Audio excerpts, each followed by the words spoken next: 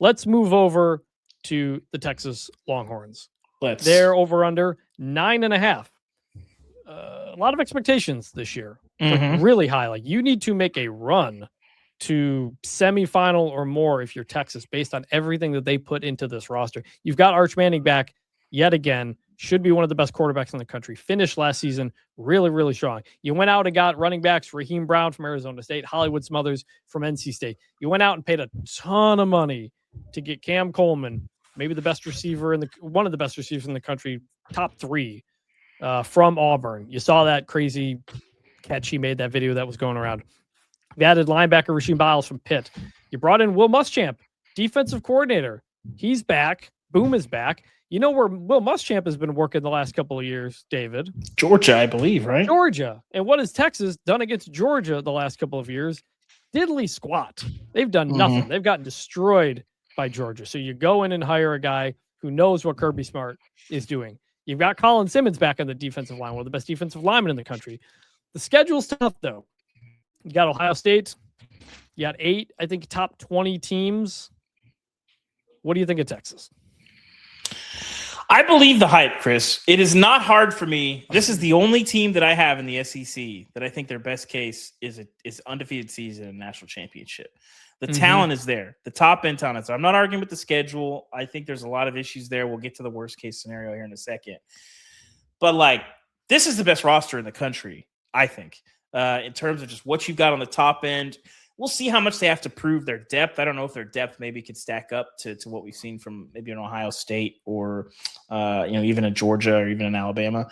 But ultimately, those top end talents there's not a better team in the country. Now, there is the situation where like Sark has not quite gotten to the mountaintop. He's kind of knocked on the door.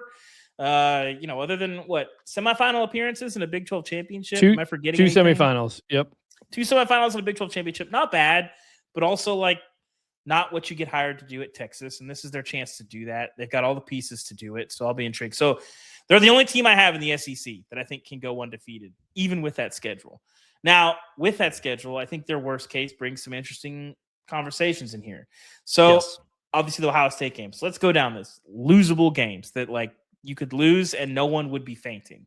Ohio State, at Tennessee, Red River, Florida, Ole Miss, at LSU, at Texas A&M. So that's 1, 2, 3, 4, 5, 6, 7 games I think are pretty losable for Texas.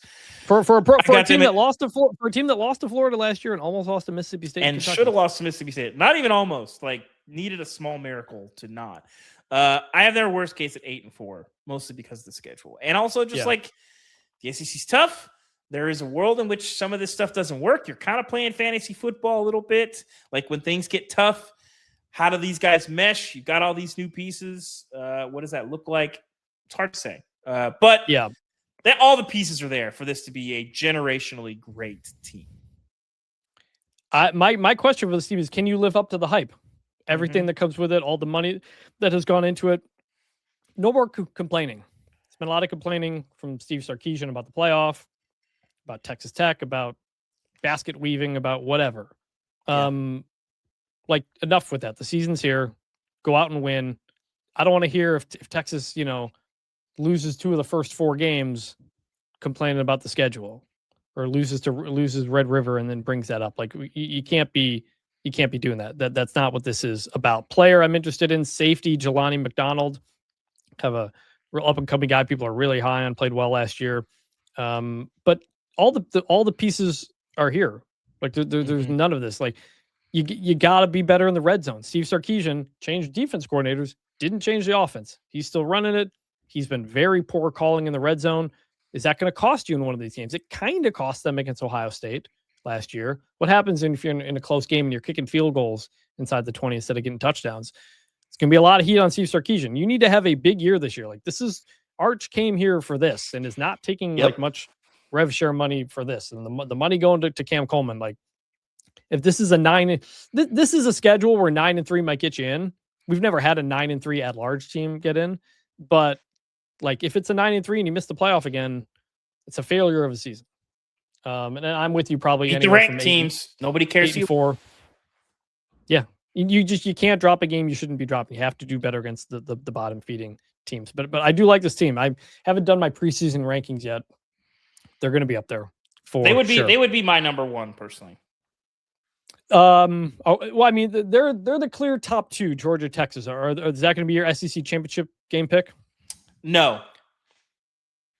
Okay, well, hold off on that. But I will say, another thing about Texas. For as tough as that schedule is, no Georgia.